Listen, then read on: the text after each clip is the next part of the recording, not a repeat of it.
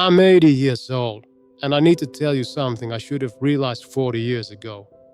I spent my entire life waiting to retire so I could finally start living. I'm retired now. Have been for 15 years, but I never learned how to live. And now, it's too late. My name is Robert Mitchell. I worked for the same insurance company for 42 years. Started in 1965 when I was 23 years old, fresh out of college, married to my high school sweetheart, Linda. We had our whole lives ahead of us. At least, that's what I told myself. I remember the day I got hired. I walked into our little apartment. We were renting a one-bedroom in Queens, New York. And I told Linda, just give me 10 years. 10 years of hard work and we'll have everything we ever wanted. 10 years became 20. 20 became 30. And before I knew it, I was 65 years old, accepting a gold watch and a plaque that said 4 decades of dedicated service. You want to know what I remember most about those 42 years? Nothing. Not a single project stands out. Not one meeting that mattered. Not one email that changed anything. But I can tell you every single thing I missed. In 1972, Linda wanted to drive across the country. She'd never been west of Pennsylvania. She found this article in a magazine about the Grand Canyon, and she taped it to our refrigerator. After you retire, I told her, we'll have all the time in the world. In 1979, our son Michael was born. He was obsessed with trains. I mean completely obsessed. He used to beg me to take him to this model train museum in Connecticut. I have to work, I'd say. Another day we'll go to every train museum in America. In 1983, Linda's mother died. She was devastated. She needed me. Not my paycheck. Me, my presence, my time, my attention. I took 3 days off for the funeral, then went right back to work. I have to provide for us, I told her. That's how I show I love you. I actually said that.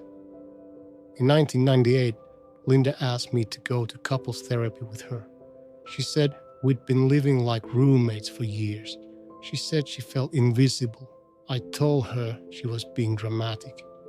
Once I retire, I said, we'll have all the time in the world to reconnect. I was 56 years old when she said that. I thought 56 was young. I thought I had decades left to fix things. In 2003, Michael got married. I met his wife Rachel for the first time at the rehearsal dinner. Not because they didn't invite me to meet her earlier. They did. Multiple times. I was too busy. At the wedding, I gave a toast. I don't remember what I said, but I remember Michael's face. He smiled. But his eyes looked at me like I was a stranger doing him a favor by showing up. In 2005, they had their first child, my grandson. They named him Thomas. I told Michael I'd visit more after I retire. I was 63 years old. I had 2 years until retirement. Just 2 more years, and then I'd be the grandfather I always planned to be. You know what's funny? I never asked myself why I was working so hard. We paid off our house in 1989. We had no debt. Linda's job covered our basic expenses. We had a comfortable life. But I kept working 60-hour weeks, sometimes 70, sometimes more. Because that's what you do. That's what men do. You work, you provide, you push through, and you tell yourself that someday, after the next promotion, after the next raise, after you retire, you'll finally have time to enjoy the life you're building. Except I wasn't building a life. I was building a resume nobody would remember. In 2007, I walked out of my office for the last time. I was 65 years old. I'd worked 42 years, 8 months, and 17 days. They threw me a party. About 40 people came. Most of them I barely knew. My boss gave a speech, said I was dedicated, said I was reliable, Said the company wouldn't be the same without me. 6 months later, they didn't even remember my name. But I was finally free. I was finally retired. I could finally start living. Linda and I sat down that first week of retirement to plan our life. "So," she said, "what do you want to do?" And I realized I had no idea. For 40 years, I've been telling myself, after I retire, I'll do all the things I've always wanted to do. But I never thought about what those things actually were. Travel? Where? I'd never thought about it. Hobbies? Like what? I didn't have any. Spent time with Linda. Doing what? We'd been married for 44 years, but we'd spent so little time together that we didn't even know how to talk to each other anymore. I tried. I really tried. I bought a woodworking set, used it twice. It sat in the garage collecting dust for 8 years. I signed us up for a cruise to Alaska. Linda got excited, but the whole trip I felt empty, like I was going through the motions, like I was supposed to be having fun, but I'd forgotten how. I tried calling Michael more often, but our conversations were awkward, surface level. He'd tell me about Thomas and I'd nod along, but I didn't know the kid, not really, because I wasn't there when he took his first steps. I wasn't there when he learned to ride a bike. I wasn't there for his first day of kindergarten. I told Michael I'd make up for lost time after I retired. But you can't make up for lost time. You can't go back and be at your son's baseball games. You can't go back and hold your wife when her mother dies. You can't go back and teach your grandson how to throw a football when he's 5 years old. Once the moment is gone, it's gone forever. In 2011, Linda had a stroke. She was 68 years old. We were sitting at breakfast and she started slurring her words. I called 911. The ambulance came. They got her to the hospital in time.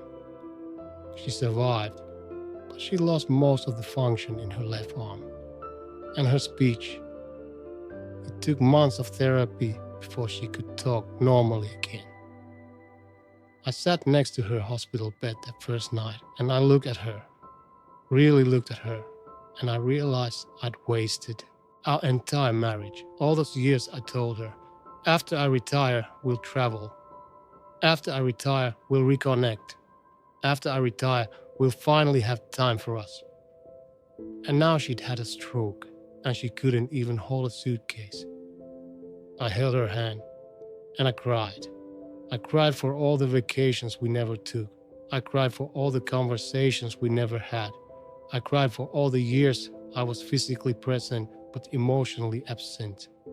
And I realized something that absolutely destroyed me.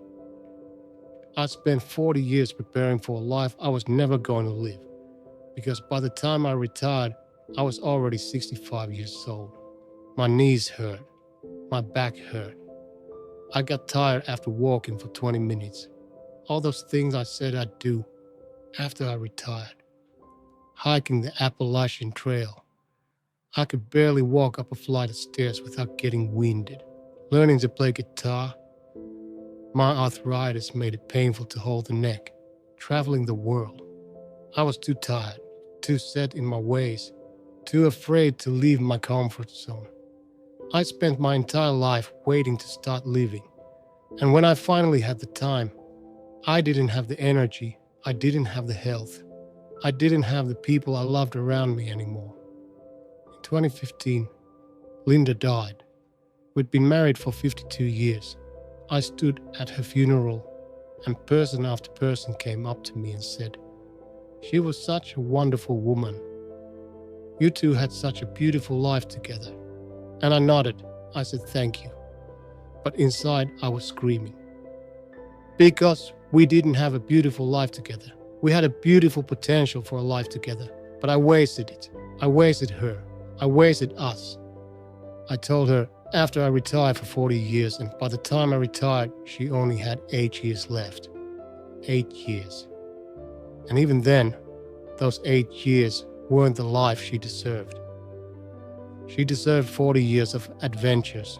She deserved 40 years of my full attention. She deserved 40 years of a husband who was present, not just a paycheck and a warm body sleeping next to her. I gave her 8 years of me trying to figure out how to be a person again. And then she was gone. I'm 80 years old now. I live alone in a house that's too big for me. Michael calls once a month, sometimes twice. Our conversations last about 10 minutes. He asks how I'm doing. I say I'm fine.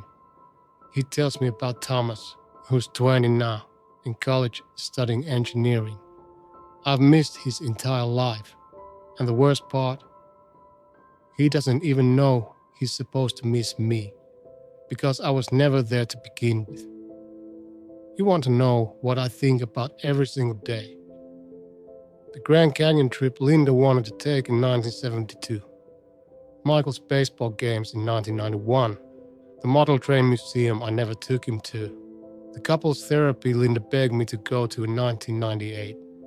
All the moments I said after I retire. I have a list in my head, a long list of all the things I was going to do after I retired. And I did almost none of them. Because here's what nobody tells you about retirement. You don't suddenly become a different person.